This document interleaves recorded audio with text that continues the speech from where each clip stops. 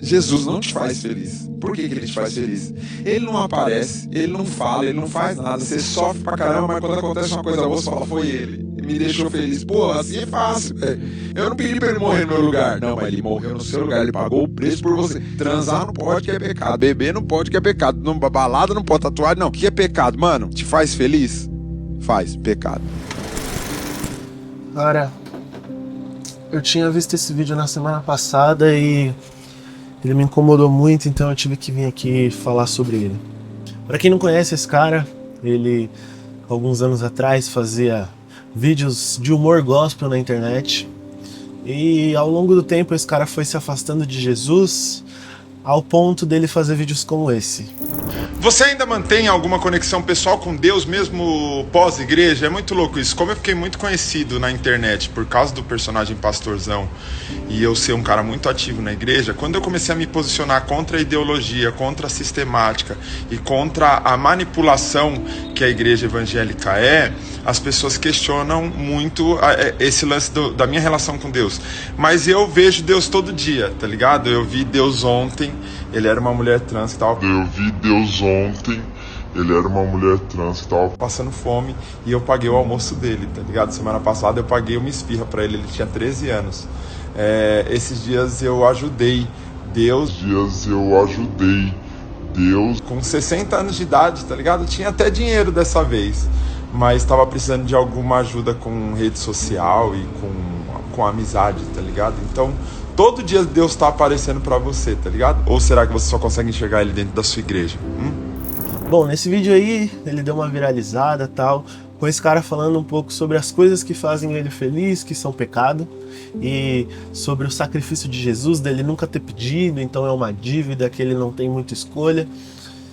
E esse vídeo desse cara, ele me lembra um pouco sobre o meu testemunho de quando eu me afastei, quando eu me desviei, de quando eu voltei para Jesus. É uma história que eu sempre conto numa pregação minha sobre escolhas. Cara, eu lembro com muitos detalhes quando tava no meio de uma festa, naquelas famosas resenhas. Tava ali naquela festa com pessoas bebendo, fumando e usando outras coisas. E eu tava sóbrio ali naquele lugar, nunca gostei dessas coisas, nunca gostei de beber, de fumar, nunca gostei dessas coisas. E eu tava sóbrio ali naquele lugar e eu tava analisando aquelas pessoas, vendo elas brincando umas com as outras, sorrindo, se divertindo. E foi quando Deus começou a falar muito comigo naquele momento, que eu conhecia algumas pessoas ali que eu sabia que a felicidade delas acontecia só quando elas estavam nesses momentos, que muitas sairiam daquele lugar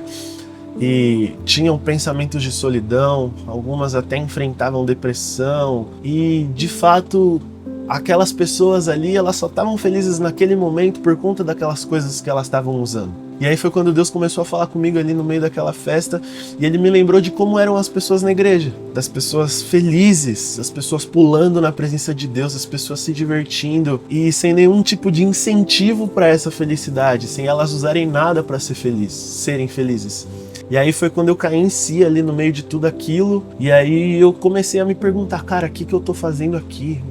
Aqui não é meu lugar. E por que eu tô falando tudo isso? E aí, assim como o cara falou lá, que tudo que faz ele feliz é pecado, e aí ele citou as mesmas coisas que eu citei, de bebida, sexo, enfim, que todas essas coisas que fazem feliz é pecado. E aqui nesse vídeo eu não quero falar sobre o que é certo e o que não é. Quero enfatizar aqui para vocês o texto de 1 Coríntios 1,18. Pois a mensagem da cruz é loucura para os que estão perecendo, mas para nós que estamos sendo salvos é o poder de Deus. Pois está escrito: destruirei a sabedoria dos sábios e rejeitarei a inteligência dos inteligentes. Onde está o sábio? Onde está o erudito? Onde está o questionador desta era? Acaso não tornou Deus louca a sabedoria deste mundo? Visto que na sabedoria de Deus o mundo não o conheceu por meio da sabedoria humana. Agradou a Deus salvar aqueles que creem por meio da loucura da pregação.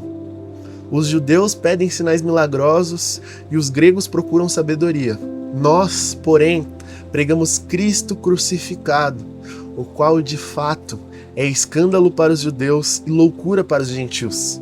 Mas para os que foram chamados, tanto judeus como gregos, Cristo é o poder de Deus e a sabedoria de Deus. Porque a loucura de Deus é mais sábia que a sabedoria humana, e a fraqueza de Deus é mais forte que a força do homem. Irmãos, pensem no que vocês eram quando foram chamados. Poucos eram sábios segundo os padrões humanos.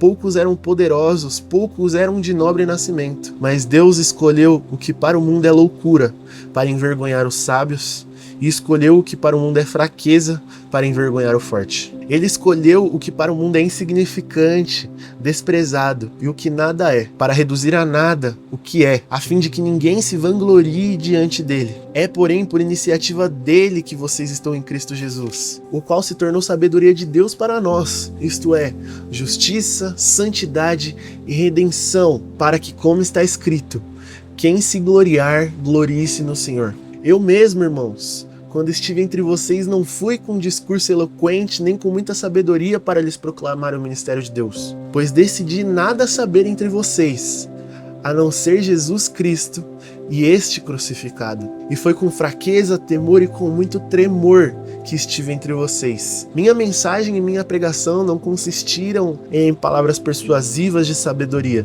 mas em demonstração do poder do Espírito, para que a fé que vocês têm não se baseie na sabedoria humana, mas no poder de Deus. Cara, e o que a gente vê com esse vídeo é que esse cara, ele nunca conheceu Jesus verdadeiramente. Que nesse texto, Paulo vai dizer que tentar entender o que Deus fez por nós realmente é loucura. Certa vez Jesus ele tinha sido chamado para curar um menino que estava endemoniado. E aí o pai desse menino chega para Jesus e começa a contar como tudo aconteceu, que já faziam muitos anos que esse menino estava desse jeito. E aí esse homem chega em Jesus e fala: se podes, cura o meu filho. E aí Jesus diz para o homem: se podes, disse Jesus, tudo é possível àquele que crê. Imediatamente o pai do menino exclamou: creio, ajuda-me a vencer a minha incredulidade. E em outras versões a gente vai ver: ajuda-me a vencer na minha falta de fé. E essa fé que Jesus e esse homem estão falando é a mesma fé que vai dizer aqui em 1 Coríntios 2:4. Minha mensagem e a minha pregação não consistiram em palavras persuasivas de sabedoria, mas em demonstração do poder do Espírito, para que a fé que vocês têm não se baseasse na sabedoria humana, mas no poder de Deus. E o mesmo poder que Paulo estava falando aqui nesse texto é o poder que os discípulos viveram lá em Atos 2, quando diz que eles foram cheios do Espírito Santo. E aí mais na frente, lá no versículo 4, vai dizer que Pedro e João, cheios desse mesmo Espírito, cheios desse poder, estão pregando, estão curando pessoas ali, e de repente eles são presos e são levados até o Sinédrio, que é um dos conselhos ali mais importantes, com os líderes mais importantes daquela época para os judeus, eram grandes líderes religiosos. Então esses líderes olham para Pedro e João, e tudo aquilo que eles tinham feito, e ordenam que eles parassem de pregar sobre Jesus e parassem de curar as pessoas. E aí de repente Pedro, cheio do Espírito Santo, na frente daqueles homens que tinham o poder de matar ele, aqueles homens, os mesmos homens que mataram Jesus, que crucificaram Jesus. Então Pedro, cheio do Espírito Santo, chega para esses homens e fala: julguem os senhores mesmos, se é justo aos olhos de Deus obedecer aos senhores e não a Deus, pois não podemos deixar de falar do que vimos e ouvimos. E naquele momento, todos aqueles líderes religiosos que eram muito influentes e tinham um grande poder político naquela época já não podiam fazer mais nada contra Pedro e João.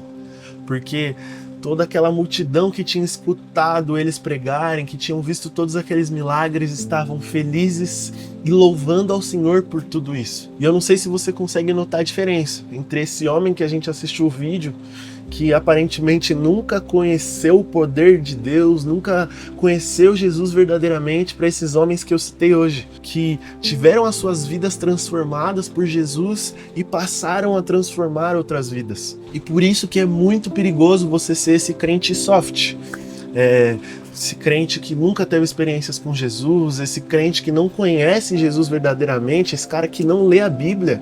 De verdade, se eu tenho um conselho para te dar hoje é para você ir mais profundo, para você aprofundar seu relacionamento com Deus num nível que vai te desafiar a nunca deixar de falar daquilo que você tem visto e ouvido.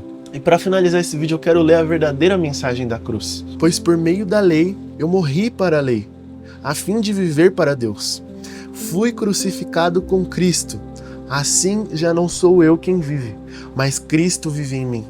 A vida que agora vivo no corpo, vivo-a pela fé no Filho de Deus, que me amou e se entregou por mim. E realmente, nós não pedimos para Jesus morrer por nós. E mesmo se a gente tivesse pedido, nós não seríamos merecedores de tudo que ele fez. Assim como Paulo diz, a mensagem da cruz realmente é loucura para aqueles que estão perecendo. Mas para nós que somos salvos, é uma grande felicidade você acordar mais um dia que você conseguiu vencer o seu pecado. Mais um dia que você conseguiu vencer a sua carne, vencer a bebida, vencer as drogas, vencer a imoralidade sexual, vencer todas as coisas que o mundo está pregando aí fora. Então, comenta aqui embaixo se você também é mais um louco, assim como eu.